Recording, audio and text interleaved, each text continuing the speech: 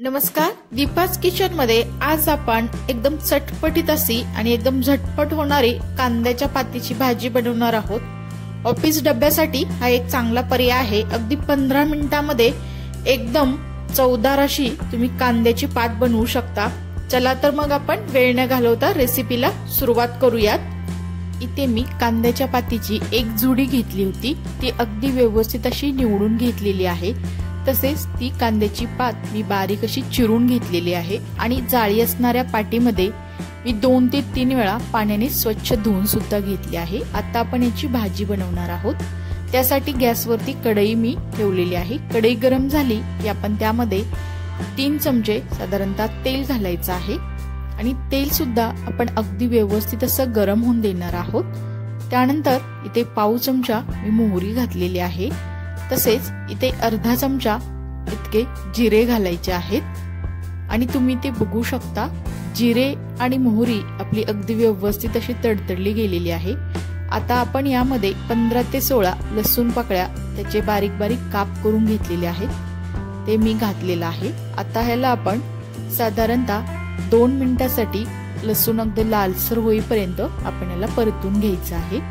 तर तुम्ही इथे बघू शकता लसूण आपला लालसर असा भाजला गेलेला आहे।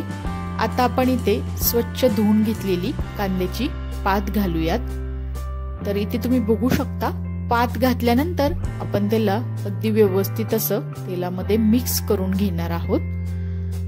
ही कांद्याची पात याची भाजी अगदी कमी वेळेमध्ये बनली जाते आणि खायला सुद्धा एकदम चविष्ट लागते। थोडंसं आपण हलवून घेतल्यानंतर यामध्ये आपण घालणार आहोत 1 चमचा मी मूग डाळ पाण्यामध्ये भिजत ठेवली होती, तर इथे मी ती डाळ घालणार आहे। तुम्ही मूग डाळ ऐवजी इथे चणा डाळ सुद्धा वापरू शकता, ते सुद्धा या पातीमध्ये अगदी छान लागते। डाळ घातल्यानंतर त्याला आपण अगदी व्यवस्थित असं हलवून घेऊयात आणि त्यानंतर आपण इथे चवीनुसार मीठ घालायचं आहे आणि मीठ घातल्यानंतर परत एकदा थोडंसं आपण त्याला हलवून घेऊयात आणि आता आपण याला झाकण ठेवून असंच अगदी 5 मिनिटांसाठी आपण शिजत ठेवूयात। तर इथे तुम्ही बघू शकता, अगदी 5 मिनिटांनंतर आपल्या पातीला अगदी व्यवस्थित असं पाणी सुटलेलं आहे आणि त्याला आपण अजून 5 मिनिटांकरता झाकून शिजवून घेणार आहोत। तर तुम्ही ते बघू शकता, परत 5 मिनिटांनंतर आपल्या कांद्याच्या पातीचा कलर सुद्धा बदललेला आहे आणि आपली पात थोडीशी शिजत आलेली आहे। आता आपण इथे घालणार आहोत 1 चमचा इतकं लाल तिखट। तर तिखट ऐवजी तुम्ही ते हिरवी मिरचीचा ठेचा सुद्धा वापरू शकता। त्यानंतर आपण त्याला थोडंसं मिक्स करून घेऊयात आणि आता आपण इथे घालणार आहोत 2 चमचे इतका जाडसर कुटून घेतलेला शेंगदाण्याचा कूट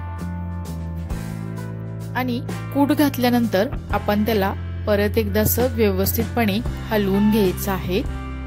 तर इथे तुम्ही बघू शकता, तर या पातीमध्ये अजून पाणी आहे। तर ही कांद्याची पात अगदी पूर्ण पाणी आटेपर्यंत आपण त्याला एकदम कमी गॅसवरती शिजवून घ्यायचं आहे। तर इथे मी न झाकता ही कांद्याची पात अशीच शिजवून घेणार आहे आणि त्याला थोडंसं अधूनमधून असं हलवत राहायचं आहे। तर तुम्ही ते बघू शकता, अगदी 2 ते 3 मिनिटांनंतर आपल्या पातीमधलं पाणी अगदी कमी झालेलं आहे आणि आपली पात सुद्धा अगदी व्यवस्थित अशी शिजत आलेली आहे। तर साधारणतः न झाकता मी याला 5 मिनिटे इतकं शिजवून घेतलेलं आहे आणि पाणी सुद्धा पूर्णपणे आपलं पातीमधलं आटलेलं आहे।